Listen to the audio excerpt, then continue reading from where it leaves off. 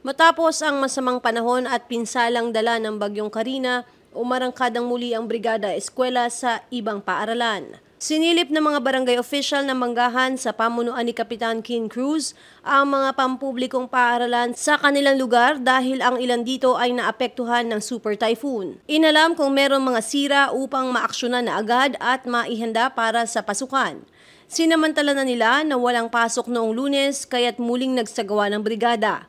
Nilinis ang mga classroom at pinaganda ang pasilidad.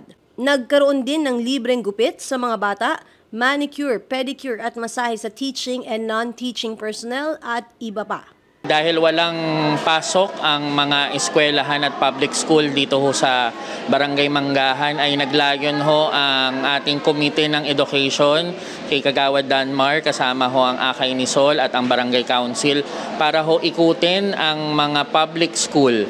So meron ho tayong mga engineering department ho dito, mga kagawad na kasama para ho tingnan kung ano na ho yung estado ng mga school, kung meron pang mga kakatapos lang ho namin kasi magpagawa last week pero ngayon nakita namin na mayroon pang mga kailangang gawin, yun yung hahabulin namin para sa pagpasok ng klase.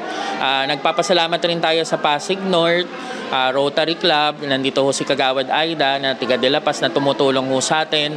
Andito ho mga kagawad ng barangay natin, Kagawad Malilay, Kagawad Jo, Kagawad Gloria, Kagawad Steve, Kagawad Albert, Kagawad Danmar at Kagawad Sedi na umiikot ho kaming lahat.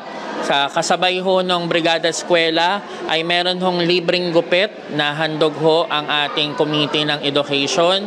Meron hong libreng masahe para sa mga teaching and non-teaching personnel, pedicure, manicure, at syempre ho yung libreng gupit naman para sa ating mga estudyanteng magbabalik sa ating paaralan. Usually kasi pag mga ganitong pasukan, yung mga nag-aaral, may mga mahihirap tayo na kabarangay na hindi kaya magpagupit, at least dito libre na yung gupit. Sigurado naman kami na maganda yung gupit na maibibigay nito kasi mga professional naman yung mga manggugupit natin. And then yung mga magmamasahe natin at yung mga manikurista natin para naman dun sa mga teachers natin. Ito kasing Manggahan Elementary School, San Lorenzo Elementary School ay nagamit bilang evacuation center natin. Gusto natin na ipamper rin yung mga teachers natin dito sa barangay. Hindi pa ho tapos ang Brigada Eskwela. Ang Brigada Eskwela ho ay hindi lang ho isang linggo. Ito ho ay araw-araw na pagbibrigada natin. Brigada para magtulungan sa ating barangay. Mag-volunteer ho tayo dahil magandang investment ang pagsasaayos ng edukasyon. Kung hindi ho ninyo kayang magbigay ng gamit, hindi nyo ho kayang magpakain, hindi nyo ho kayang magbigay ng pera, maglaan ho kayo ng oras para ho maiayos natin ang mga eskwelahan ho natin.